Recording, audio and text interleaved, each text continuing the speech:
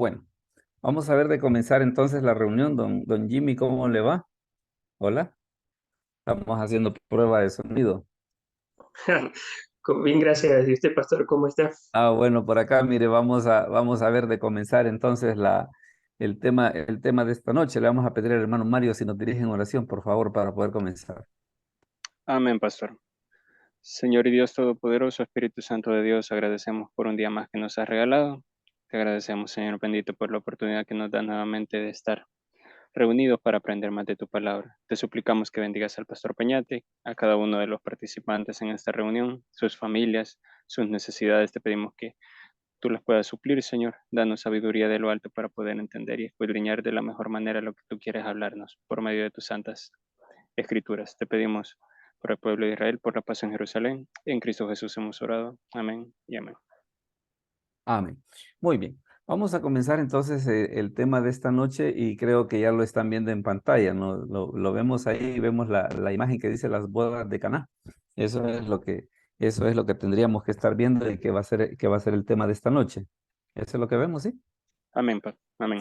Sí, va, ok. Bueno, fíjese de que ese pasaje de las bodas de Caná, la verdad de que es un pasaje muy interesante y vamos a ver algunos aspectos pues que tienen que ver. Recuerde pues de que el enfoque que nosotros le estamos dando a esta reunión no es tanto pensar en una predicación, ¿no? Sino que el enfoque que le estamos dando es pensar en el sentido liderazgo. ¿Va? Ese tal vez es el asunto importante de todo esto. Es por eso de que usted se fija de que a veces hay ciertas cosas que tal vez en una predicación normal no se harían, pues nosotros sí las hacemos, ¿no? Porque la idea es precisamente, como les decía, llenar ese vacío en el caso del pastor o del líder, ¿no? Que muchas veces necesita otro tipo de alimentación. Bueno, vamos a comenzar pues hablando acerca de las bodas de Caná y el pasaje donde lo tenemos es Juan capítulo 2, los versículos del 1 al 11. Y una de las primeras cosas que tenemos que es lo que forma parte del pasaje, es lo que dio inicio a las bodas. Hermano Jaime, si nos lee los versículos 1 y 2, por favor. Ahí está en pantalla, Juan 2, 1 y 2. Con gusto, pastor. Palabra de Dios. Dice, al tercer día se hicieron unas bodas en Caná de Galilea, y estaba allí la madre de Jesús, y fueron también invitados a las bodas Jesús y sus discípulos. Correcto. Palabra de Dios. Fíjese, muy bien, gracias. Fíjese de que la verdad de que este milagro tiene algunas cosas que vale la pena que nosotros podamos comentar y es lo siguiente. ¿Por qué menciona el tercer día? Porque precisamente en Juan 1:44 menciona pues de que el Señor estaba en Betsaida. Entonces para llegar desde este lugar de Betsaida a donde va a ocurrir el milagro este de las bodas de Caná, entre preparativo y desplazamiento, pues más o menos tomó un lapso de 3 días. Y la otra cosa pues, que también tiene de interesante este Caná de Galilea es que precisamente Natanael, que fue llamado ya para, digámosle así, en el primer acercamiento para ser parte de los apóstoles, Natanael era precisamente de esa ciudad de Caná, ¿verdad? Entonces, eso en parte nos va a ayudar a explicar algunas de las situaciones, por ejemplo, que nosotros vamos a notar en la manera en la que el milagro se desarrolló, porque se va a dar cuenta ya cuando vayamos entrando en los detalles de que da la impresión como que todo mundo, como que todos los que estaban invitados a la boda eran bastante cercanos, y la verdad de que así era, la verdad de que así era.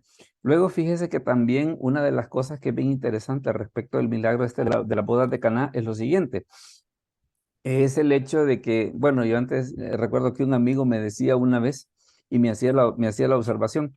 Mira, me dice, yo a veces veo las películas de Jesús y me da la impresión de que Jesús como que era un poco de aquel tipo de que no podías decir vos una media cosa que ya rápido te estaba achicando.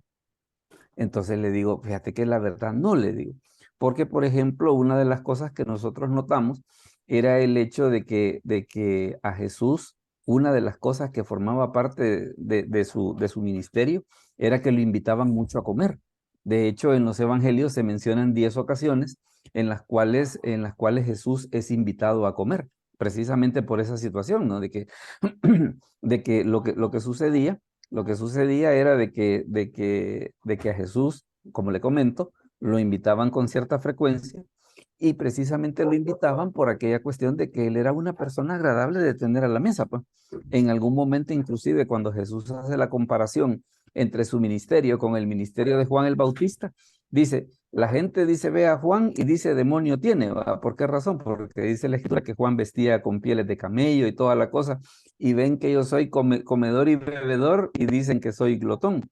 Pero era por eso, precisamente porque una de las cosas a las cuales Jesús pasaba mucho era en comidas. Y una de las cosas que precisamente hace eso de las bodas, que por qué razón, o más bien decir cuál era la alegría que se daba en las bodas, es por lo siguiente, mire. Mire lo que dice, por ejemplo, Isaías 62:5. Camila, si nos lees, por favor, esa cita. Isaías 62:5. Buenas Hola, noches. buenas Dice, noches. pues como el joven se desposa con la virgen, se desposarán contigo tus hijos, y como el gozo del esposo con la esposa, así se gozará contigo Dios tuyo, el Dios tuyo. El Dios tuyo. Correcto. Vea de que desde el punto de vista de las escrituras, pues la verdad es que un casamiento pues era motivo de alegría, pues. Y yo me atrevería a decir inclusive de que en estos dorados tiempos quizás hasta va a ser hasta motivo de extrañeza, ¿va? Ya ve por todos esos líos que tenemos de la identidad de género o como ocurre, por ejemplo, en algunos países europeos, de que la gente ya no se casa. Y una de las cosas me contaba alguien, por ejemplo, que una vez estuvo en Alemania que dice que en esa parte donde estuvo en Alemania, había, en la ciudad donde estuvo, había un kinder y lo cerraron porque ya no llegaban niños. Imagínese usted hasta dónde está llegando precisamente esa situación en algunas partes del mundo. Entonces, por eso es bien interesante precisamente de que el primer milagro que el Señor va a hacer, lo va a hacer en una boda y tiene que ver precisamente con eso que menciona la Escritura, la alegría o el gozo, por ejemplo, que siente una pareja cuando se casa. Uno de los asuntos interesantes es lo siguiente, es el hecho de que el que María estuviese tan pendiente de las cosas que estaba allí, da la impresión, y muchos comentaristas tienen ese concepto, de que quizás María, si no era conocida en el sentido que tenía parentesco con los que se estaban casando, por lo menos era conocida de ellos, ¿no? Y en alguna medida lo que estaba haciendo era como ayudando para lo que eran los asuntos de la boda. Porque una de las cosas curiosas y que vale la pena que nosotros tengamos en cuenta es el hecho de que las bodas, así como era en los tiempos de Jesús, generalmente duraban una semana. O sea, no era de que así como nosotros hacemos, de que mire, que llegamos a una hora y ya después a cierta hora ya vamos para afuera, ¿no? Sino que duraban generalmente una semana y generalmente se hacía muchas veces haga de cuenta y caso, por ejemplo, así como ocurre muchas veces en el campo, ¿no?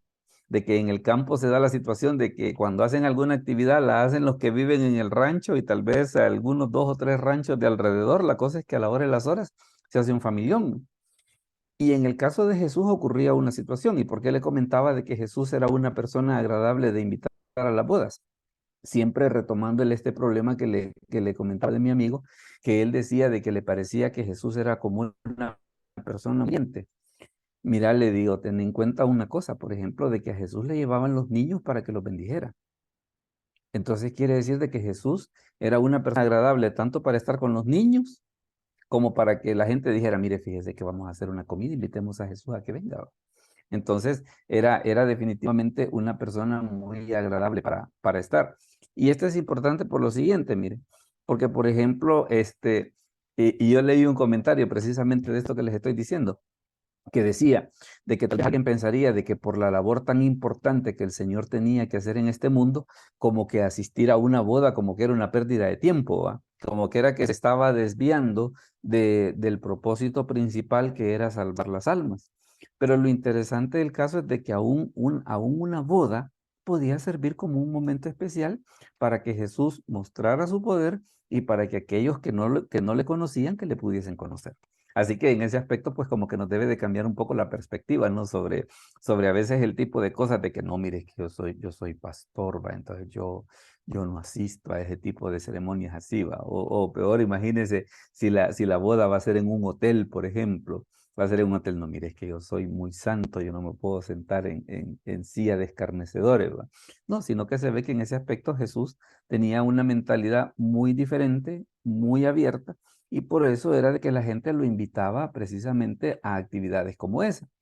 Ahora, hay un asunto precisamente que es uno de los puntos interesantes en esto de la boda, mire, y es la cuestión del vino. Alma, si nos lees esa cita, por favor, los versículos 3 y 4. Los versículos 3 y 4. Mm, y faltando el vino, la madre de Jesús le dijo, no tienen vino. Jesús le dijo, ¿qué tienes conmigo, mujer? Aún no ha venido mi hora. Correcto. Entonces vea de que se da esa situación de que cuando estaban en la celebración, como le comento, las celebraciones de bodas no era de que así como nosotros que eran de ciertas horitas, no, sino que duraban mucho más tiempo, duraban mucho más tiempo. Entonces ahí es donde se da esa situación. Y es bien interesante el hecho de que María en ese momento recurra a Jesús como para poder ayudarle. Ya vamos a ver algunas teorías sobre por qué María lo hizo. Pero también pensemos una cosa y que es bien importante que nosotros consideremos en este respecto. Recuerde de que María había ido en su vientre a Jesús. Entonces, en alguna medida, el crecimiento de Jesús hasta cierto punto para ella había sido, y le hago la salvedad, a cierto punto, la relación madre-hija, madre-hijo, pues. Claro, es cierto de que las escrituras mencionan que Jesús tuvo más hermanos, pero quieras o no, en algún momento como que ella veía a su hijo, pues veía a su hijo y en cierto modo por lo menos era su madre de su parte humana, de su parte humana, pues era su madre, pues. Entonces existía ese lazo precisamente por qué razón en ese momento cuando se da el incidente de que falta el vino, una de las cosas que hace María es precisamente decirle a Jesús que le ayude. Y fíjese de que, como le comentaba, la cuestión esa de que, ¿cómo se llama? Como las bodas eran bastante largas, se invitaba a mucha gente, entonces por esa razón es de que se dio ese incidente de la falta del vino. Ahora, fíjese de que el Señor viene y hace una situación que cuando María le dice, si usted ve y regresamos acá a esta, dice, y faltó el vino, la madre de Jesús le dijo, no tienen vino. Jesús le dijo, ¿qué tienes conmigo, mujer? Aún no ha venido mi hora. Mire, hay una situación que hay que tener en cuenta respecto de esta situación de cuando Jesús se refiere a que no ha venido mi hora. Nosotros notamos en las escrituras de que habían ocasiones en las cuales el Señor hablaba acerca de horas o de momentos en los cuales tenían que ocurrir ciertas cosas. Mire, por ejemplo, lo que dice Juan 4:23. Hermana María Lidia, si nos lee, por favor, Juan 4:23. Es el versículo que está en pantalla. Juan 4:23. Mas la hora viene y ahora es cuando los verdaderos adoradores adorarán al Padre en espíritu y en verdad, porque también el Padre, tales adoradores, busca que le adoren. Correcto. Vea que una situación bien interesante que el Señor dice, la hora viene y ahora es. Pero Él no solamente habla acerca de esa hora, pues, sino que mire esta otra hora de la que habla. Veamos, Oscar, si nos lees, por favor, Juan 13:1. Juan 13:1. Antes de la fiesta de la Pascua, sabiendo Jesús que su hora había llegado para que pasase de este mundo al Padre, como había amado a los suyos que estaban en el mundo, los amó hasta el fin. Correcto. Entonces vea esa situación de que por lo menos el Señor habla acerca de dos tipos de hora, ¿verdad? Habla acerca, por ejemplo, de la hora, dice, cuando los verdaderos adoradores van a adorar al Padre en espíritu y en verdad, y habla acerca de la hora, dice, cuando Él iba a pasar de este mundo al Padre. Entonces, cuando Jesús le da la respuesta a María de que no ha llegado mi hora, dése cuenta de que una de las cosas que ocurría con el ministerio de Jesús era el hecho de que digámosle así, que estaba planeado qué cosas iban a ocurrir en qué momentos, pues. Ese es un asunto bien importante. Y la otra cosa que también hay que llamar la atención es a lo siguiente, mire, de que, por ejemplo, cuando Jesús le dice a María que tienes conmigo, mujer, no es una falta de respeto, ¿verdad? Porque más de alguien dice, es que mire, es que Jesús menospreció a María porque le dijo mujer. No, al contrario, el llamarle mujer era un trato que se daba generalmente a personas de dignidad.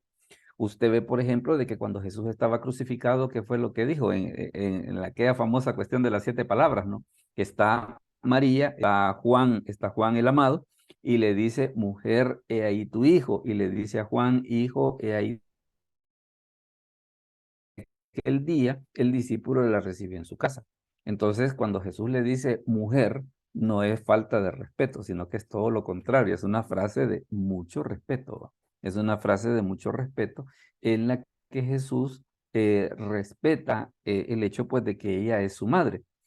Ahora fíjese que hay una situación respecto del vino y fíjese que hay tres teorías y aquí recuerde que no es que solo yo hablo, ¿no? Sino que también si usted tiene algún comentario que hacer, lo puede hacer con mucho gusto.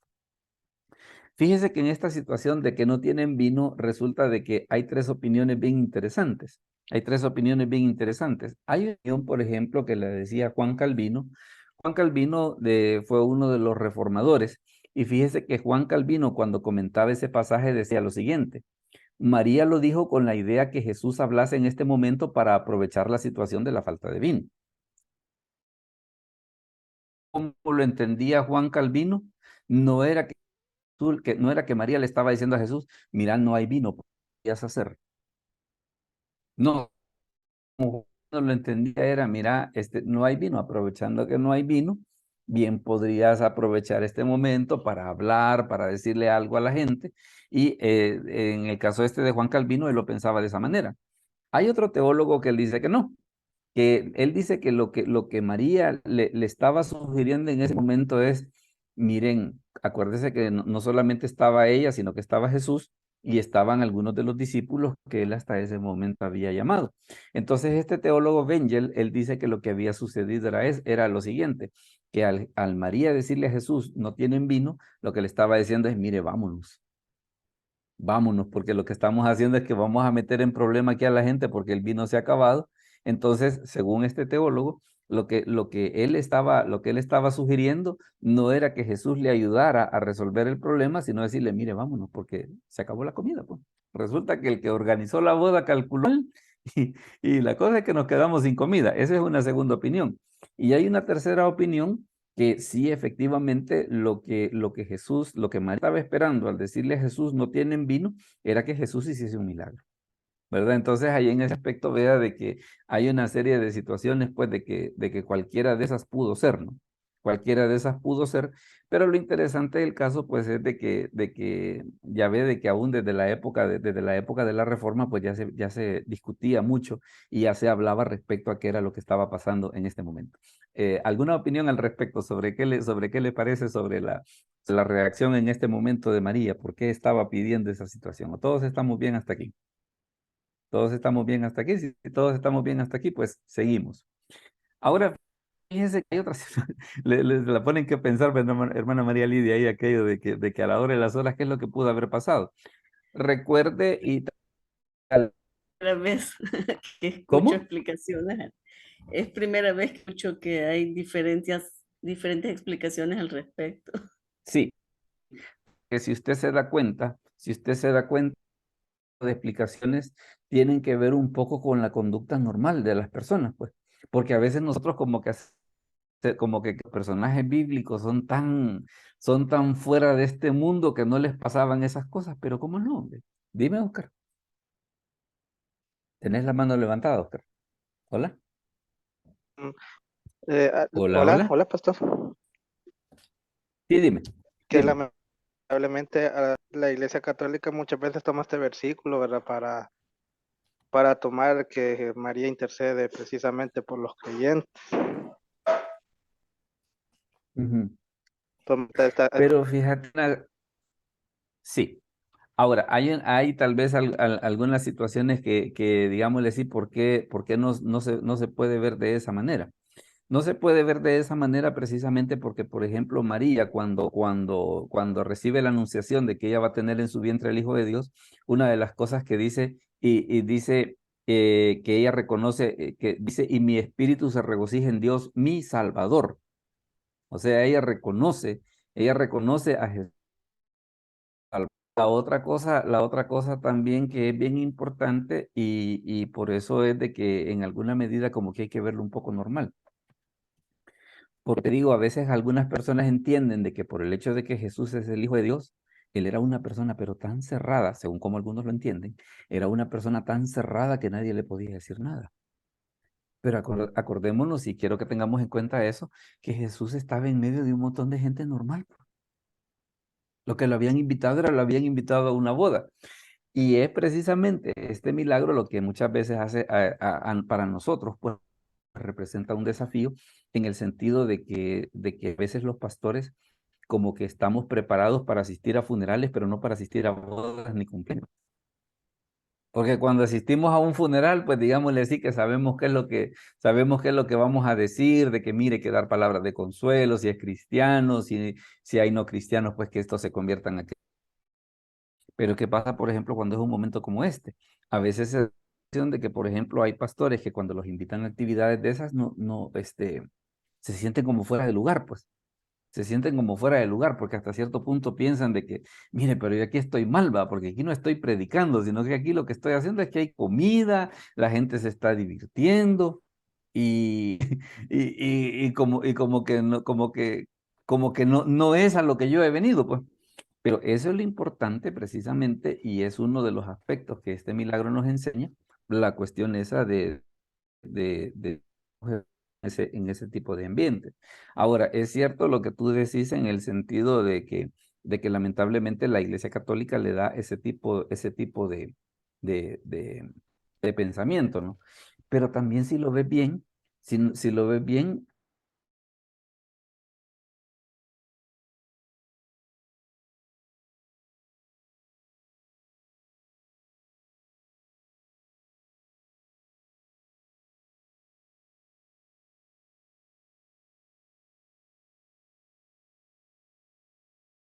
con su madre terrenal, ¿no? ujú. No, y es que, ¿sabe qué? Mire, para María bueno, para María y para José, debió ser un gran reto la manera en la que lo iban a educar. Si ya ve que con un hijo normal, que es un gran reto, no digamos en ese caso que era el hijo de Dios. Por eso usted ve situaciones como cuando dice que cuando se les perdió a los 12 años, ¿verdad? De que se da la situación esa que llega y María le dice, tu padre y yo te estábamos buscando con angustia. La respuesta de Jesús, ¿y por qué me buscaban? Le dice, si yo tenía que estar en los negocios de mi padre. Y ahora, ¿qué dice la escritura que hizo María? Guardar esas cosas en su corazón. Entonces, le diré, para ambos, tanto para José como para María, la educación de Jesús debió ser todo un desafío. Aparte del otro problema que se daba, de que recuerde de que María, después del nacimiento de Jesús, que fue virginal, María después tuvo más hijos, producto de una relación conyugal normal con José. Entonces, ¿se imagina usted el desafío que para ellos debió representar el tener ese tipo de educación? Pues debió hasta cierto punto darse el problema aquel que, por ejemplo, de José con sus hermanos, ¿verdad? De que como José informaba a Jacob de las cosas malas que ellos hacían, entonces los demás hermanos le tenían odio, pues ya ve que llegaron hasta el extremo de venderlo. En el caso de Jesús se da una situación parecida, que menciona el Evangelio de Juan, inclusive que dice que ni aun sus hermanos creían en él. Entonces, en ese aspecto, desde el punto de vista de la relación familiar, debió ser un asunto bien complicado. Debe ser un asunto bien complicado, tanto para María como para sus hermanos. El cómo manejar esa situación de que es cierto, de que es mi hijo, pero es el hijo de Dios, ¿va? Y para los hermanos es mi hermano, pero también el hijo de Dios. Los hermanos, inclusive, ellos creyeron en Jesús hasta cuando Jesús resucitó. Mientras tanto, durante todo el ministerio, para ellos fue un gran problema. Fue un gran problema. Entonces, es por eso de que nosotros vemos es de que a veces la gente como que trataba de confundir esa situación. Fíjese de que alguien, por ejemplo, me ponía la cuestión esta de, por ejemplo, en el caso de los católicos, de que en el caso de los católicos se da la situación de que cuando alguno de los hijos se hace sacerdote, que cuando un hijo se hace sacerdote ya no lo llaman ya no lo llaman por el nombre de pila, ¿verdad? Sino que le dicen padre. Y a veces hasta los propios papás. Ah, ya vino el padre. Ya no es mi hijo, ¿va? Ya no es el nombre, digámosle así, el nombre, digámosle así, de nacimiento, que su hijo tenía, ¿no? Sino que, mire, ya vino el padre. O digamos, en el caso de las chicas cuando se hacen monjas, ya vino la madre, ¿verdad? Ya vino la madre. Entonces, puedes darse cuenta de lo complejo que debió ser precisamente para José y para María y para sus hermanos el manejar ese tipo de relación, pues.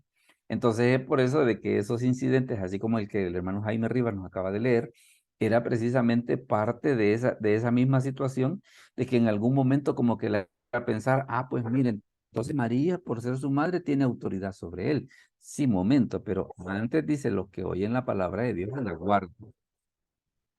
¿Verdad? Entonces, pongamos las cosas en su lugar, ¿verdad? Entonces, esos son de los puntos que debieron ser un poco complicados a la hora de las horas de cómo poder manejarlos. Luego, fíjense que hay una situación respecto del tipo de vino, porque una de las cosas que muchas veces se dice respecto de este milagro tiene que ver, por ejemplo, de qué clase de vino era. Claro, aquellos que son un poco aquellos que son un poco borrachos dicen, ya ven, mire, el Señor hizo vino del pegador, ¿va? El Señor hizo vino del pegador. Pero fíjese de que hay algunas cuestiones, por ejemplo, que nosotros debemos de considerar respecto del vino. Una es precisamente una es precisamente la palabra que se ocupa para hablar acerca del vino, que en este caso, la palabra que se ocupa para hablar acerca del vino, pues eso es lo que significa. Le digo esto porque es probable que usted escuche que más de alguien diga que lo que Jesús hizo fue cerveza, pero no, la palabra en el griego no significa eso, no significa eso, sino que lo que significa es vino. Vamos a ver algunas consideraciones, inclusive es que el vino se daba una situación de que cuando usted ve ese pasaje donde el Señor dice que nadie echa vino nuevo en odres viejos, porque dice que los odres se rompen y el vino se pierde. Se rompían precisamente porque cuando el vino se fermentaba, se hinchaba. Entonces, ¿qué era lo que hacía? Rompía los odres. Por eso es de que el Señor tiene explicación del vino nuevo en los odres viejos. Pero hay una situación, por ejemplo, hablando acerca de que las escrituras nos mencionan que hay diferentes clases de vino. Por ejemplo, hermano Milton, si nos lee, por favor, Proverbios 23:31, que es el pasaje que está en pantalla. Proverbios 23:31. Dice, no mires al vino cuando rojea, cuando resplandece su color. En la copa se entra suavemente. Correcto. Vea una situación de que las escrituras hablan acerca de no mires al vino cuando rojea, que le demuestra que había diferentes clases de vino, que había diferentes clases de vino. Bueno, inclusive fíjese que en la actualidad, por ejemplo, los judíos tienen un tipo de vino de que, por ejemplo, es el único vino que ellos consideran autorizado para poder utilizar en la celebración de las fiestas de ellos que la paz, por ejemplo, el Hanukkah y todo ese tipo de cosas. Entonces, ¿qué es lo que pasa? Hay un tipo de vino que le digo, a mí me lo dieron una vez a probar y es casi nada lo que tiene de alcohol, ¿va? O sea, para uno embolarse con una cosa de esas, habría que por lo menos tomarse una pipada de eso, ¿va? Porque tiene una cantidad de alcohol tan mínima de que definitivamente agarrar una borrachera con eso es imposible. Entonces, pero vea esa situación de que las escrituras nos dicen, mira, hay un vino que está rojo, o sea, en ese caso, ¿qué era? Cuando ya se empezaba a fermentar. Entonces, vemos esa situación que las escrituras nos hablan de que no era un tipo de vino estándar, pues, de que cuando se habla de vino solamente tiene que ser el que embriaga, no necesariamente. Ahora, fíjese si vemos otros pasajes, por ejemplo, mire lo que dice, veamos, quiero ver, no, ya la pusimos. Hermano David, si nos ayuda a leer, por favor, Primera de Timoteo 5:23. Primera de Timoteo 5:23. Fíjese que aquí inclusive se habla acerca de otro tipo de vino. Se habla acerca de otro tipo de vino que es bien interesante que nosotros podamos conocer. Primera de Timoteo, hermano David, ¿me oye? Hola. Bueno, si no lo cambiamos. Amén, amén. Hermano Mario, a ver. Primera de Primera Timoteo Timoteo 5:23 dice, el que ya está no en bebas pantalla. agua, sino usa de un poco de vino por causa de tu estómago y de tus frecuentes enfermedades. Gracias. Entonces lo que pasaba con Timoteo era de que él tenía problemas de su estómago. Pero en ese caso, ¿qué es lo que dice Pablo? Bebe un poco de vino, pero en este caso es que estamos hablando de vino medicinal. Entonces, vea cómo se da esa situación de que por un lado las escrituras nos hablan de que, mire, hay un vino que se pone rojo, o sea, ya cuando el vino se empieza a poner así, mejor no lo tome, porque si usted no tiene control de esas cosas, las escrituras dicen, mejor, mire, mejor no lo haga, porque a la hora de las horas, después va a empezar a ver terrícolas y va a empezar a hablar de política y un montón de cosas, ¿va? Entonces dice, mire, si usted sabe que no tiene ese control, lo mejor es que no lo haga. En el caso de Timoteo, ¿qué era lo que sucedía? Era un vino medicinal. Recuerde que inclusive en la actualidad hay ciertas medicinas que tienen alcohol, ¿verdad? Hay ciertas que tienen alcohol. Entonces, ¿qué es lo que sucede? En el caso, podemos decir, ah, pues miren, no voy a tomar de esa medicina. O ¿sabe cuál es el otro dilema, por ejemplo, que a veces algunas personas tienen? Mire, y cuando el pavo de Navidad lo hacen con cerveza, ¿puedo comer pavo? ¿Va? No sé si usted ha oído.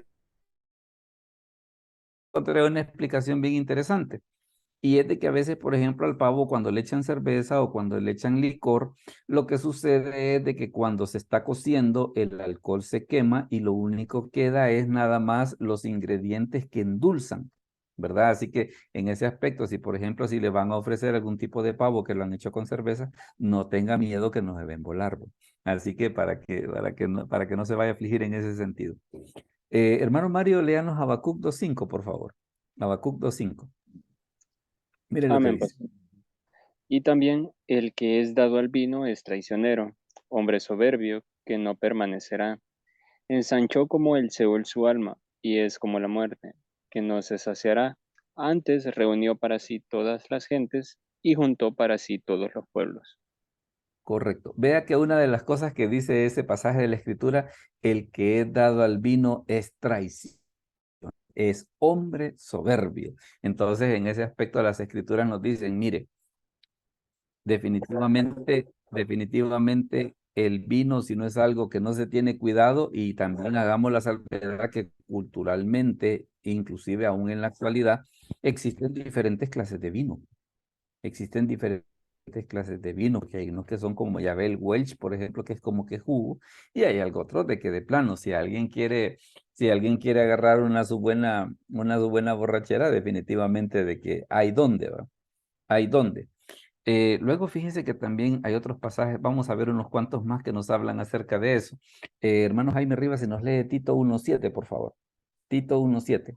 Palabra de Dios dice, porque es necesario que el obispo sea irreprensible como administrador de Dios, no soberbio, no iracundo, no dado al vino, no pendenciero, no codicioso de ganancias deshonestas. Muy bien. Vea de que en ese caso, que es una de las cosas que dice, mire, si usted va a ser, o sea, si usted va a ser pastor de un, mire, no se meta con él, no es lo suyo, no es lo suyo. ¿Va? Vea de que, pero ¿por qué razón? Porque estamos hablando de una persona que iba a estar en una posición de liderazgo, pues.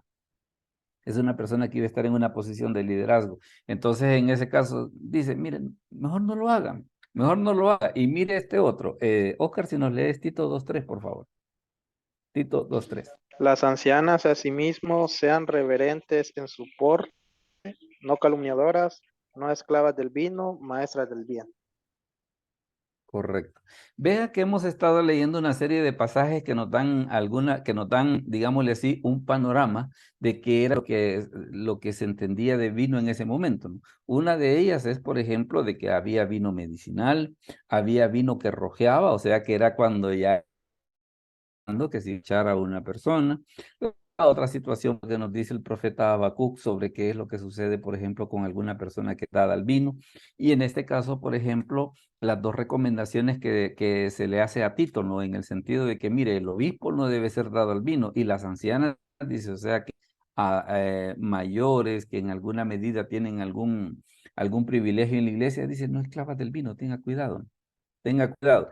Eso que es una de las cosas que nos ayuda a tener, a saber qué clase de vino fue el que hizo Jesús. Porque a veces, por ejemplo, hay quienes dicen de que cuando el maestresala le dice, ah, mira, ha guardado el mejor vino, entienden equivocadamente que lo que estaba diciendo era, mira, es que Jesús hizo para el último momento el vino que más pegaba. No, que vea que hay diferentes hay diferentes situaciones que pueden tener que ver con eso. Luego hay un pasaje que a veces mucha gente que cuando quiere hablar acerca del licor lo ocupa mucho y es este, mire, Proverbios 31, 4 al 7. Camila, si lo lees, por favor, Proverbios 31 del 4 al 7. Los bolos, mira cómo les encanta este pasaje, ya va a ver por qué. Ok, dice, no es de los reyes, no es de los reyes beber vino, ni de los príncipes las no sea que bebiendo olviden la ley y perviertan el derecho de todos los afligidos. Dad la sidra al fallecido y el vino a los de amargado Amargado, ánimo. ánimo. Beban y olvídense de su necesidad y de su miseria no se acuerden más. Correcto. Entonces hay quienes vienen y dicen, bueno, mira, ya ves, dice, da la sidra al desfallecido. Entonces, como yo soy desfallecido, salud, dice. Y como yo soy de amargado ánimo, la segunda. Entonces, pero fíjese que aquí hay una situación. Mire, si usted lee bien el pasaje, si usted lee, no es para los reyes. El vino no es para los reyes. ¿Por qué? Dice, porque pueden olvidar la ley, ¿verdad? O sea, pueden cometer una injusticia. Ahora, ¿qué pasa cuando da sidra al desfallecido? Vea que el versículo 7 menciona una cosa. Dice, perdonen el ruido ese, pero andan unas vendedoras fuera con un atlantito. Entonces dice, beban y olvídense de su necesidad, misericordia y de su día no se acuerden más. Observe una cosa, que dice que la sidra, ¿qué es lo que hace? Hace que la gente olvide su problema, pero no lo está resolviendo. Si usted lee bien el pasaje, se da cuenta de que dice, mire, y un rey, una persona que tiene una responsabilidad, puede meterse con el licor. No, dice, porque puede pervertir el derecho, dice. Puede olvidar la ley. ¿Qué hace la bebida? Dice, con el de fallecido, con el de amargado ánimo. Lo que hace es que olvida su problema, pero no lo está resolviendo. No lo está resolviendo. Entonces, es la visión tremenda en este aspecto, pues, que nos hace el libro de Proverbios, como para que nosotros podamos ver a la hora de las horas, bueno, y Jesús, ¿qué fue lo que hizo? Pues, ¿qué fue lo que hizo? Vea que tenemos un trasfondo cultural, tenemos que hay un medicinal, hay un fermentado al que hay que tener un poco de cuidado, y también menciona las escrituras de que si nosotros estamos en una posición de liderazgo, mire, hay ciertas cosas que mejor con el licor ni se meta. Ya, mi hermano, que ahí le veo con su mano levantada. Hermano Heriberto, ¿verdad? Le veo Juan con la Castro, mano pastor. levantada. ¿Hola? Juan Juan Castro, Castro, pastor. perdón. Ok. Sí, Podríamos decir que este versículo 7 lo que está diciendo, lo está diciendo, pero de una forma irónica, pastor. sí. Porque claro que el consejo de Dios nunca es mandar a alguien a algo que el más consejo. Entonces considero que podría ser de una forma irónica, Sí. no precisamente le está dando una orden, ¿verdad? Mi opinión, pastor, no sé si que estoy Sí, equivocado. no, y de hecho, inclusive ya ve que está ese otro pasaje siempre en el libro de Proverbios, donde está esa situación de que dice que no mires al vino cuando rojea. De repente dice, te vas a sentir como que estás en la punta de un mastelero, ¿va? O sea, el mastelero era la cosita esa donde amarraban las velas de los barcos en la parte más alta. Claro, en una tormenta, cuando el barco se mecía, llegaba un momento en el que la persona que estaba ahí arriba se mareaba, pues, se mareaba. Entonces es donde dice la escritura, te vas a sentir como el que está en la punta de un mastelero. Entonces, se ve que en ese aspecto las escrituras son lo suficientemente explícitas como para poder decir, no se meten en ese tipo de cosas. Si usted cree que, digámosle así, que no lo puede hacer, no lo haga. A veces el problema se da, y le comento, por ejemplo, a veces cuando hay pastores, por ejemplo, que tienen ministerios en países europeos, que en los países europeos, como ahí el vino sí se toma como el agua, de hecho, el vino es más barato que el agua. En Europa el vino es más barato que el agua. Entonces, ¿qué pasa? La gente toma vino. ¿Por qué? Porque vaya, por ejemplo, la botellita que aquí, por decirle algo, aquí puede valer 45, 50 centavos, en España vale 3,5 euros. Eso es carísimo, pues. Es carísimo. Entonces, por eso es de que allá ellos lo que es lo que hacen, lo que toman es vino, pues. Porque curiosamente el vino es más barato que el agua. Entonces, como está esa cuestión cultural, a veces, claro, que esos pastores vienen a predicar por este lado del mundo, se da la situación esa de que ellos quieren, de que, mire, y en la cena no va a haber vino, porque fíjese que nosotros allá sí tomamos, ¿va? Nosotros allá sí tomamos. Entonces, una de las cosas que definitivamente debe de privar en esta situación es la cuestión del testimonio, ¿no? Es la cuestión del testimonio, el aspecto cultural. En nuestra cultura, recuerde que la bebida es bien diferente y como que se va a ver un poco feo, se va a ver un poco feo. Mire, fíjate, estaba el pastor tomándose unas sus copas con unos fulanos allá es que a él le habían puesto agua. Él puede ser verdad, pero el problema es que la gente no lo va a ver así, ¿va?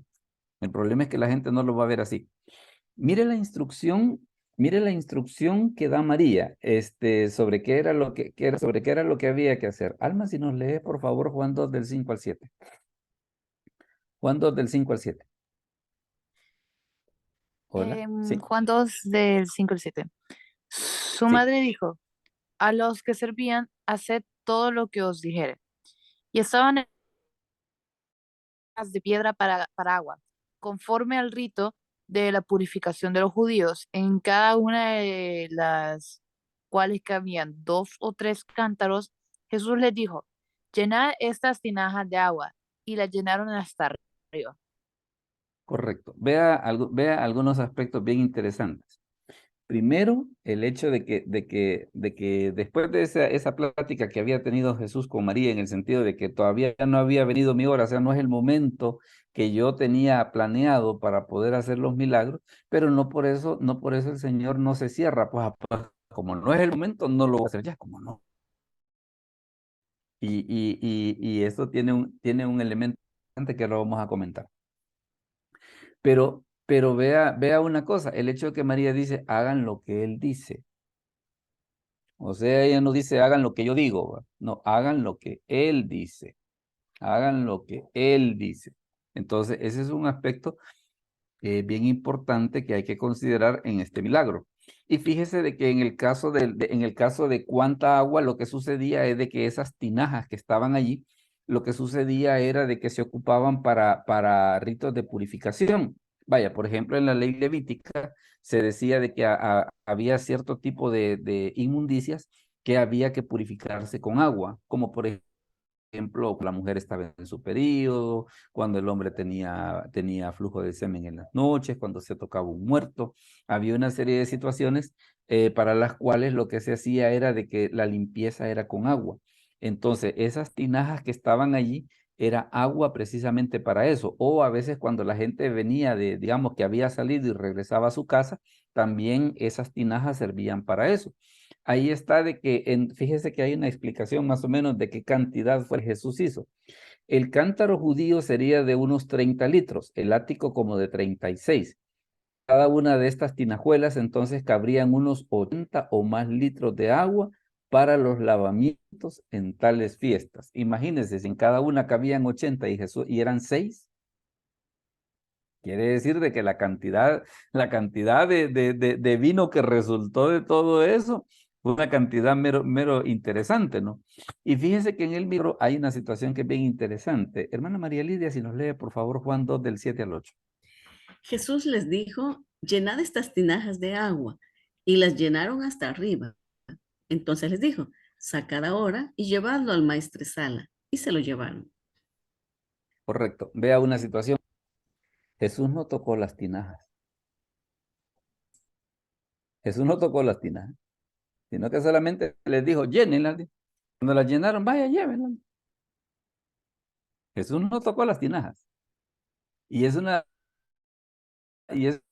interesante respecto a la forma en la que se obró este milagro, porque probablemente más de alguien hubiera pensado, mire, ¿cómo se llama? Que a veces lo que a la gente le gusta es hacer show, ¿va? No, vea que el Señor no hizo Eso es. Y la otra cosa que es bien interesante. Mire, fíjese bien lo que le voy a decir. Le dicen a Jesús, no hay vino. Mire, pues vámonos.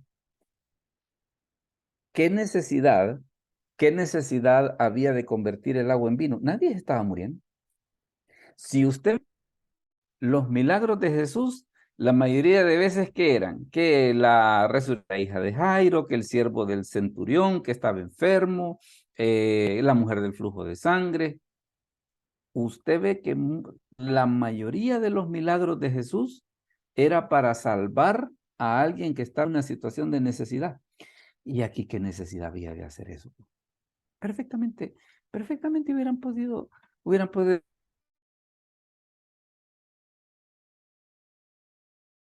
terminar aquí la boda, ¿va? Con mucha pena les tenemos que contar que fíjense que habíamos traído un papel, pero hemos repartido tantos pedazos que ya la servilleta es más grande que es más gruesa que el pastel que estamos dando, ¿va? Pero precisamente el asunto es este. Yo una vez escuché el comentario, por ejemplo, de que nosotros a veces los cristianos generalmente pensamos de que a Jesús solo lo lleva para las cosas tristes, pero no para las cosas felices. Hacían esta explicación. ¿Se ha fijado que, por ejemplo, que mucha gente a veces le agradece a Dios cuando sale a pasear a otro país? Vaya, por ejemplo, que dice, mire, fíjese, me regalaron un viaje y voy a ir a Israel o voy a ir a México, digamos, pensemos en México. Voy a ir. Y la gente bien agradecida, mire, me regalaron ese viaje. Pero es bien raro que la gente diga, mire, fíjese que en ese viaje que voy a hacer a México, voy a visitar una iglesia. Fíjese de que tengo unos hijos que viven en Estados Unidos y me mandaron a traer y qué bueno, voy a ir a pasar allá la Navidad. Pero es bien raro que la gente comente y diga, mire, fíjese que mis hijos me van a llevar a una iglesia. No, comentan de que lo llevaron a Disney, que lo llevaron a esto, que lo llevaron a lo otro. Pero no que lo llevaron a una iglesia. ¿Pero por qué razón? Porque como que en nuestra mentalidad existe que no, mire, es que Jesús no se mete en ese tipo de cosas. Por eso es de que la gente tiene la idea de que los cristianos somos aburridos, ¿verdad? Como me dijo a mí alguien una vez, un gerente de ventas. Bueno, me dice, ¿y ustedes no celebran cumpleaños? Ah, ¿cómo no? Le digo, solo que sin licor. Porque le digo, una vez, por ejemplo, para una Navidad, resulta que una empresa resulta que me regaló una botella de vino. Y yo le digo al este gerente, va, mire, le digo, fíjese que viene con corcho, usted no tendrá un sacacorcho ahí, le digo, en sus cosas. Espérese, me ayudo, pero según él ya le ayudo, era porque le iba a dar, va. Le digo yo, mire, llevémoslo para la pila, le digo, no vaya a ser de que al sacar el corcho, no vaya a ser de que faltar el licor. Cabal, lo llevamos a la pila, le metí el sacacorcho y sacamos el corcho. Mire, lo hubiera visto cuando yo empecé a echar el vino en el tragante. Si es que se me tiró no, me dice, como queriendo decir, ¿cómo va a creer que va a desperdiciar eso? No, mire, le digo, es que no voy a hacer de piedra de tropiezo. No voy a hacer de piedra de tropiezo. Pero le digo, en parte me llamó la atención la pregunta que él me hacía en el sentido de que, bueno, y entonces quiere decir de que los cristianos son aburridos, pues, porque los cristianos no celebran cumpleaños, no celebran la Navidad, no celebran nada, pues. Y por eso es de que a veces alguna gente saca la idea de que dice que en el cielo la vamos a pasar bien aburrido, porque lo vamos a pasar orando y todo. Al contrario, vamos a pasar bien enfiestados estando el Señor, pues. Eso que no le quepa la menor duda. Entonces, es por eso de que vemos de que ¿para qué lo hace Jesús? Para una boda. Nadie se estaba muriendo. Si no había vino y la fiesta se acababa, pues ni modo, mire, la fiesta se acabó. Pero ¿qué es lo que ve Jesús? Haciendo un milagro para proveer una felicidad, una necesidad, perdón, y para contribuir a la felicidad de una pareja que estaba iniciando una nueva vida. Entonces, en ese aspecto, quiere decir que los cristianos podemos estar involucrados en ese tipo de cosas, pues. Ahora, ¿qué es lo que hay que aprender? Aprender a cómo comportarnos en ese tipo de cosas, a no hacer el ridículo. Ahora, lo que sucede por acá, por ejemplo, la opinión del maestresala.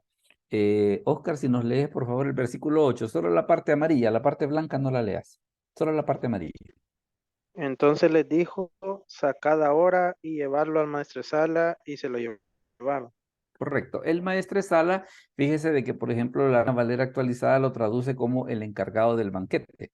¿Verdad? El encargado del banquete. Entonces, Jesús en todo el procedimiento, él dijo, vaya, llenen las tinajas y se las llevan al maestresala. Jesús no tocó para nada las tinajas, pero ¿qué es lo que sucede? El maestresala, cuando le llevaron, mire, aquí le mandan esto. Dice. Y claro, y para la gente que había llevado las tinajas, les ha de haber sonado un poco extraño. Bueno, ¿y cómo es eso? Que la llenamos de agua, la llenamos de agua, nos dice que las llevemos al maestresala. Pero ¿qué es lo que sucede? Dice que el encargado del banquete, ¿qué fue lo que sucedió? Cuando lo probó, llamó al esposo y le dijo, ¿y este vino de dónde lo sacaste? Porque mira, le dijo, la mayoría sirve primero el buen vino y ya cuando la gente está bien carona, entonces ya después les ponen ahí solo para qué, solo para que sigan picando. Y vos has hecho al contrario, vos has hecho al contrario porque has dejado para ahora el mejor. Pero como lo que estábamos viendo en el momento, el mejor puede ser muchas cosas, pues porque desde el punto de vista del bolo, el mejor es el que embriaga más, ¿va? Cuando tal vez el mejor puede ser el que tenga el que tenga el buen sabor, no necesariamente significaba de que lo que Jesús estaba haciendo era un vino para que la gente se embriagase, como a veces mucha gente malentiende, ¿va? No, le dice el maestro Sala, mira, le dice, vos has dejado el mejor vino para este momento. Y mire lo que dice en el versículo 11. Este principio de señales hizo Jesús en Caná de Galilea y manifestó su gloria y sus discípulos creyeron en él. Vea que el primer milagro de Jesús no fue resucitar un muerto, no fue sanar un leproso, no fue sanar un ciego, no fue sanar una mujer de flujo de sangre, sino traer felicidad a una boda. ¿Verdad?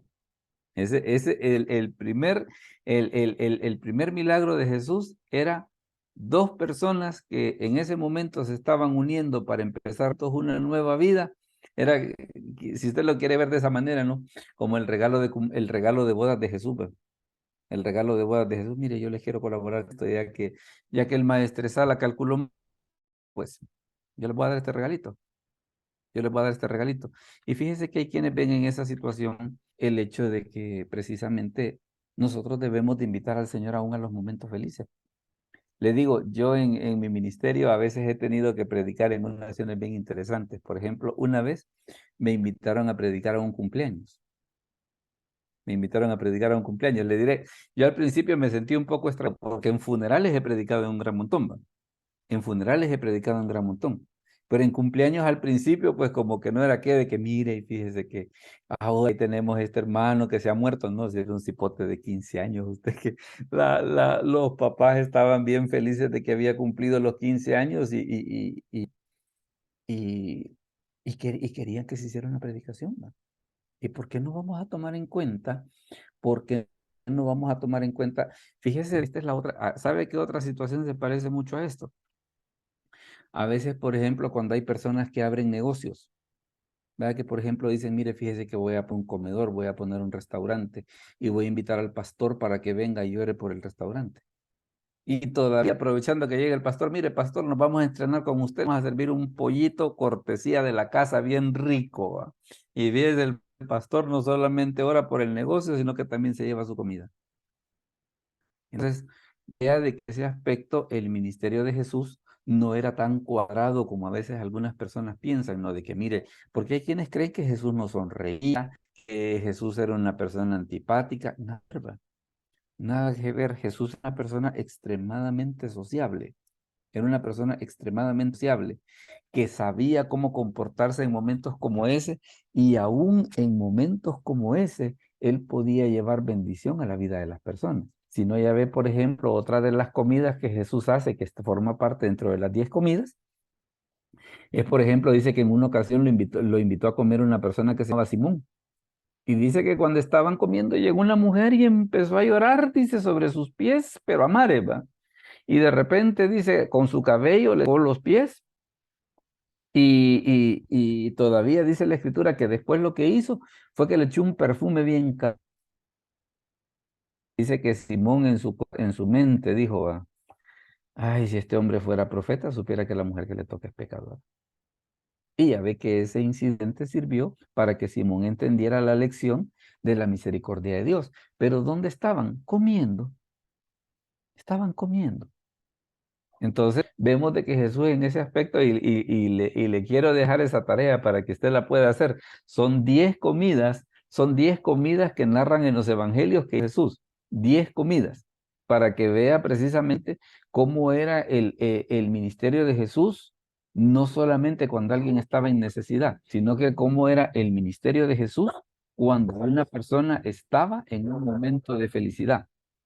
¿Verdad? Aquello que alguien diga, mire, fíjese que el Señor me permitió comprar una casa, y yo que el pastor ore por la casa, o me permitió comprar un carro, una camioneta para uso de la familia, y quiero que el Señor y que el pastor venga y ore para que Dios bendiga la camioneta. Entonces vea que el ministerio de Jesús abarcaba ese tipo de cosas. Veamos. Vamos a dar momentos para unas 2 o 3 opiniones respecto de esto que acabamos de decir. ¿Alguien quiere opinarnos algo respecto de todo eso que acabamos de decir? Veamos, opiniones. Antes de comentarles cuál va a ser el tema de la próxima semana. A ver, hermano Jaime Rivas. Dígame. Hay una cita bíblica en la cual no la tengo, pero habla de que cuando un hombre empieza a construir a realizar una construcción, hace referencia de que tiene que hacer bien sus cálculos para no ser, al Sí. quedarse corto, digamos, de materiales o de recursos, que no esto constituya un motivo de burla. Sí. Entonces, podría traspolarse ese principio que me imagino que ya era idiosincrasia judía, ¿no? De que como que estaban impulsados a ser buenos planificadores. En este caso de las bodas de Canaán, al haberse quedado cortos también del suministro de vino, pues estaban como en una situación de riesgo de quedar voy a decir así la palabra, en ridículo con los Sí. invitados, pues. Entonces, Sí. previendo o tratando de subsanar esa situación, también podría justificarse el porqué de la ayuda que nuestro Señor les prestó para con pie izquierdo en su boda, pues con una situación de esta. Sí, aparte de que fíjese que, por ejemplo, hay comentaristas que dicen de que lo que sucedía era de que es probable de que los que se estaban casando eran conocidos de María. Porque, vaya, la boda tenía un maestresala, pero María se dio cuenta de lo que estaba sucediendo. Vaya, sería como que alguien dijera, mire, fíjese que tengo un amigo que se va a casar y yo le voy a ayudar de que, por ejemplo, que voy a traer a la esposa porque la van a peinar y la voy a llevar a la boda, o le voy a equipo de sonido porque va a haber un grupo que va a cantar. Entonces, ¿qué era lo que sucedía? Aunque María no era, digámosle así, directamente la encargada de la boda, pero al parecer, por la forma en la que ella se está comportando, como que era un poco conocida o muy cercana de los que se estaban casando. Entonces, en ese aspecto el comentario es muy interesante porque prácticamente lo que Jesús estaba haciendo era los estaba salvando del ridículo, po. Los estaba salvando del ridículo, aquello de que, mire, calculamos mal. Me quiere decir, mire, si la boda la planificaron mal, ¿cómo les va a ir después, pues? O sea, podía existir esa situación de que dijeran, qué bárbaros esta gente, va. Entonces, ¿qué fue lo que Jesús hizo? Salvarlos de ese bochorno. Salvarlos de ese Correcto. bochorno. Otro comentario, pastor, de que está en la cita esta que nos facilitó, que dice, quiero ver, en el versículo 10, y le dice, todo hombre sirve primero el buen vino, y cuando ya han bebido mucho, entonces el inferior, mas tú has reservado el buen vino hasta ahora. Eso de alguna manera creo que igual es un punto de vista muy personal, ¿verdad? Que creería que apunta a que cuando alguien ya está en estado de embriaguez, ya da lo mismo beber vino fino o vino de la De patada, pues. basura, digamos, por decirlo de una manera. un coche bomba, Ujú. por decir así. Sí, Ya da lo mismo. ¿Por qué? Porque ya su sentido, ya su paladar ya está distorsionado. Entonces, de alguna manera, de fijo, pues el maestro, el catador, era el que hace mención ahí, el maestre Sala. O sea, él sí maestresala, sabía de sí, vinos. Entonces, la claro. estrategia normal para atender a los invitados era primero los mejores vinos porque estaba su paladar intacto, ¿verdad? Lo podían apreciar. Y ya Ujú. cuando estaban borrachos, de fijo, pues eran vinos con contenido alcohólico suficiente para embriagar a alguien. Y Ya no importa. ya cuando estaban noqueados, pues les metían lo peor de lo peor, ¿verdad? Hasta vinagre quizás. Pero en ese No, y instante mire, sí, era, era, bien. era este como el punto, ¿no? Resaltando de que sí, definitivamente eran alcohólicos. Con Sí, contenido embriagante el vino. es posible que sí, es posible que sí. Aunque fíjese que vaya, por ejemplo, yo he escuchado la explicación de que, por ejemplo, cuando, digamos, ya un vino fino, pues, un vino fino cuando usted lo toma, pero está comiendo, no se le sube, ¿verdad? O sea, el es tomarlo él solito. El problema es tomarlo él solito, pero si, digámosle así, con comida, digámosle así, como que existe la posibilidad de que uno se emborrache es menor. ¿Verdad? Ahí, yo solo he oído esa explicación, nunca he hecho la prueba, le diré, así que no le podría decir. Dime, Oscar, perdón. Hola. Y otra también observación que podría dar es que a veces primero se sirven las mejores cosas cuando a veces hay menos invitados que han llegado, ¿verdad? Por Mm, ejemplo, sí. va en el caso de las bebidas, así como dicen, echarle más agua a la horchata cuando hay bastante gente. Entonces, Ajá. precisamente con el vino puede ser lo mismo, no es que pegue más, sino que sea de mejor calidad. Y ya cuando hay más invitados, que hay más gente, ya se va sirviendo los de menor calidad para que precisamente pueda abundar. Ujú. Sí, es también otro punto es también otro punto que es bastante válido, ¿no? Fíjate que es por eso, y vaya, y a la luz de algunas de las opiniones que han estado dando, por eso es de que yo discrepo cuando a veces alguna gente dice, ah, mire, ya ve, Jesús hizo vino para emborrachar a la gente. No, porque también tengamos en cuenta la cuestión cultural, pues de que una de las cosas que el pueblo de Israel cultivaba y todavía lo hace es el vino. Entonces ellos en ese aspecto tienen un trasfondo cultural en el sentido de aquel vino que sirve, digámosle así, para una comida agradable, que es posible que también inclusive hasta tenga cierto nivel de fermentación, o aquella persona, por ejemplo, que agarra el muy vino para emborracharse y perder la noción de lo que está haciendo. Entonces, entonces a la hora de las horas, ¿sabes qué es lo que sucede? Y por eso era de que les ponía todos esos pasajes. Porque a veces la gente, por ejemplo, agarra solo el pasaje que le conviene, ¿no? Cuando la verdad que las escrituras nos dicen, está todo este panorama, por aquello de que si alguien quiere venir y agarrar justificación, como poder decir, ah, mire, yo no sé por qué ustedes los evangélicos son tan cerrados que no admiten ese tipo de cosas. No, mire, es que también hay otras salvaguardas, también hay otras cosas que las escrituras prohíben en ese sentido. Y le voy a comentar una cosa respecto, por ejemplo, las bebidas que, hablando específicamente del Salvador. En alguna ocasión yo tuve que ir a la Ilopania, ahí en el Boulevard Venezuela. El problema era de que la empresa donde yo trabajaba en ese entonces necesitaba ácido sulfúrico para baterías de carro. Y curiosamente, quien tenía en ese momento, porque se dio una su etapa de escasez, quien tenía ácido sulfúrico para beberlo, para venderlo, era la Ilopania. Y la Ilopania sabe para qué lo ocupa, para echarlo al alcoholazo de las pachitas que compran los bolos.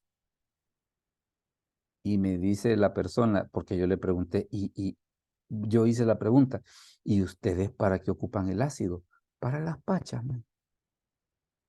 Por eso me dicen ellos de que, por ejemplo, aquella persona que le agarra mucho de beber y beber, la piel se le hace escamosa. ¿Por qué razón? Porque de adentro para afuera empieza a salir el ácido. Le digo, a mí me sorprendió en ese sentido y cómo es posible que tal cosa pueda ocurrir y que no haya una autoridad que diga, mire, hay que ponerle paro a eso, pues. Pues sí, porque lo que están haciendo es que están matando gente. Están matando gente. Pero eso es, para eso ocupan ahí en la Ilopania el ácido sulfúrico, para, para mezclarlo con el alcohol de las pachas de guaro. Así que le diré en ese aspecto, por eso es que si alguien dice, mire, usted le quiere hacer a eso, no, mire, así estoy bien, fíjese, así estoy bien, así que gracias a Dios el Señor me permite una salud bastante buena y no le quiere echar a perder echándome ese tipo de aventura, ¿va?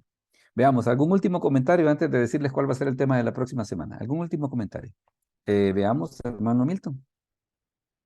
Sí, hola. Sí, yo con respecto a este tema que hemos estado oyendo, eh, con el transcurso de los años, yo siempre he escuchado de algunos predicadores que hacen énfasis a eso de no tomar, ¿verdad?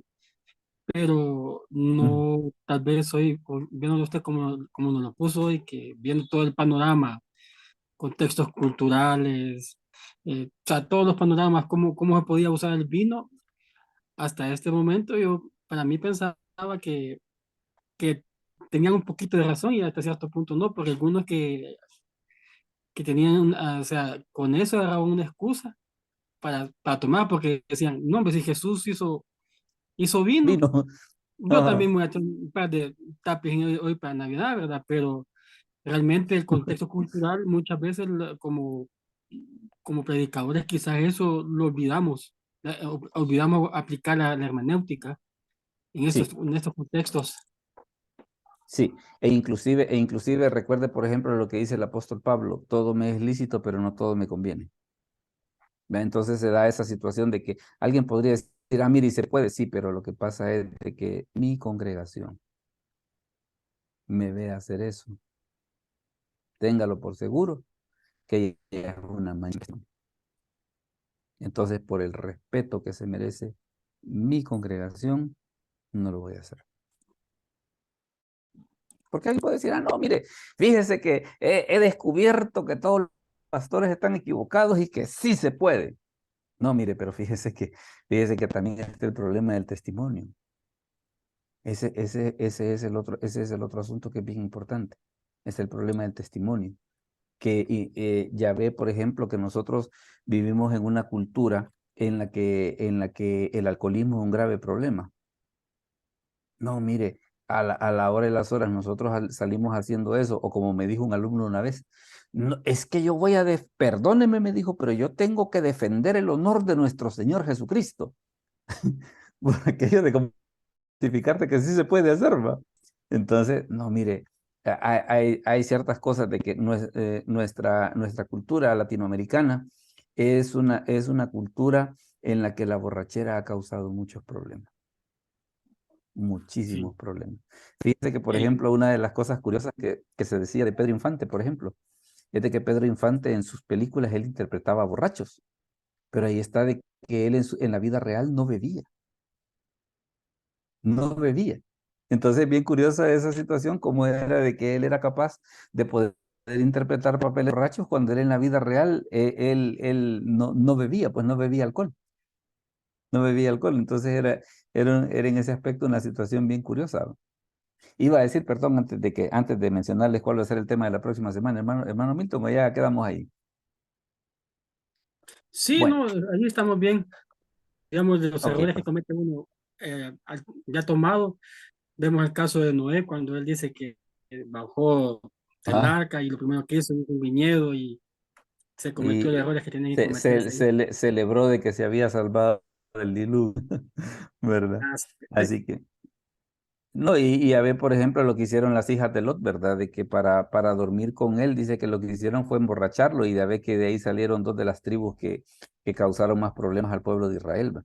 Entonces, en ese aspecto se ve de que definitivamente hay una línea bien delicada que es mejor no es mejor no pasar.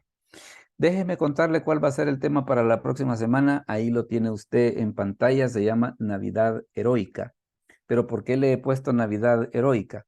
Porque fíjese que la gente muchas veces piensa en la Navidad de que, ay, mire qué lindo el pesebre, se llaman las ovejitas, la nieve. Mire, pero para José y María significó que tuvieron que huir su hijo recién nacido, porque había un sujeto loco que lo quería matar. Entonces para ellos la Navidad no fue tan romántica, ¿va? No fue tan romántica. Y ya ve de que, por ejemplo, la matanza de los niños en la actualidad que viene alguien y le pega al otro en la cabeza por inocente, ¿va?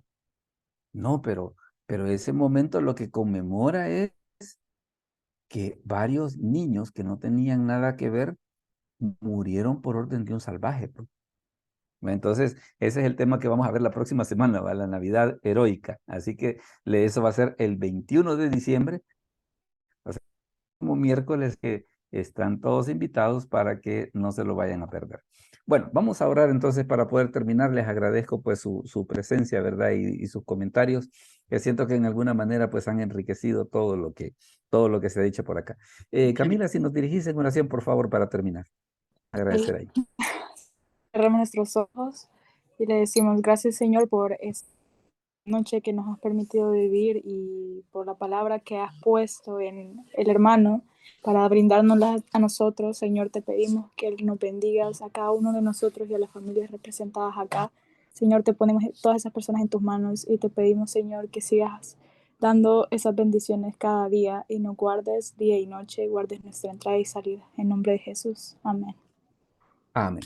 Bueno, el Señor les bendiga, les agradecemos pues que hayan estado con nosotros y recuerde pues ese es el tema que vamos a tener para el próximo miércoles. Así que Dios los bendiga.